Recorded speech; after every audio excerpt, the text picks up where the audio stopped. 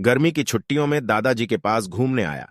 बालक उछलते कूदते दादाजी के पास पहुंचा और बड्ढे गर्व से बोला कि दादाजी, जब मैं बड्ढा हो जाऊंगा तब मैं एक सफल आदमी बनूंगा। क्या आप सफल होने के कुछ उपाय बता सकते हैं? दादाजी हाँ में सर हिला दिया और बिना कुछ कहे लड़के का हाथ पकड़ा और उसे करीब की पौधशाला ले गए। वहां जाकर दादाजी ने 2 छोटे छोटे पौधे खरीदे और घर वापस आ गए।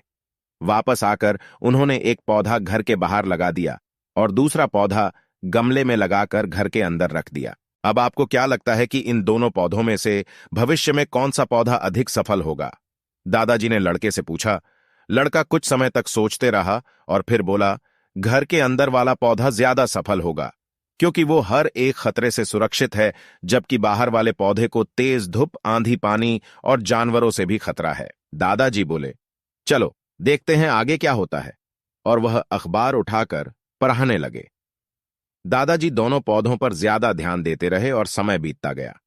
3-4 साल बाद जब एक बार फिर वह लड़का अपने माता पिता के साथ गांव घूमने आया, तब अपने दादाजी को देखा तो देखते ही बोला, दादाजी, पिछली बार मैंने आपसे सफल होने के कुछ उपाय मांगे थे, पर आपने तो कुछ भी नहीं बताया था। पर इस बार आपको कुछ बताना ही होगा। दादाजी मुस्कुराए और लड़के को उस जगह ले गए जहां उन्होंने गमले में पौधा लगाया था। अब वह पौधा एक पेड़ में बदल चुका था। लड़का बोला, देखा दादाजी, मैंने कहा था ना कि ये वाला पौधा ज्यादा सफल होगा। दादाजी ने बोला, क्या रे, पहले बाहर वाले पौधे का हाल तो देख लो। और ये कहते हुए दादाजी लड़के को बाहर ले गए। बाहर एक विशाल पेड़ गर्व से खड़ा था। उसकी शाखाएं दूर तक फैली हुई थीं और उसके छांव में खड़े राहगीर आराम से बातें कर रहे थे। अब दादाजी ने पूछा, बताओ, कौन सा पौधा ज्यादा सफल हुआ? लड़का कुछ शर्माते हुए बोला, बाहर वाला। लेकिन यह कैसे संभव है? बाहर तो उसे ना जाने कितने खतरों का सामना करना पड़ा होगा।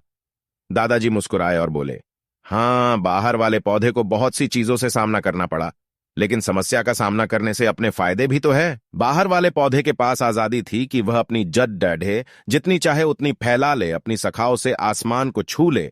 और तुम जिस आधी तूफान से इस पेड़ के लिए मुसीबत समझते थे, उसी आधी तूफान ने ही इस पेड़ की जड़ों को इतना मजबूत बना दिया है कि आज एक छोटा सा आधी तूफान इस पेड़ का कुछ भी नहीं बिगाड़ सकता। बेटे, अब जो मैं तुम्हें बताने वाला हूं, उसे अगर तुमने अपने अंदर बैठा लिया तो तुम जिंदगी में जो कुछ भी करोगे उसमें सफल हो जाओगे।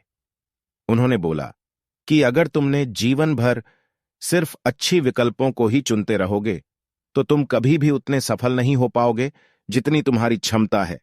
लेकिन अगर तुम तमाम खतरों के बावजूद इस दुनिया का सामना करने के लिए तैयार हो तो तुम्हारे लिए कोई भी लक्ष्य हासिल करना असंभव नहीं है।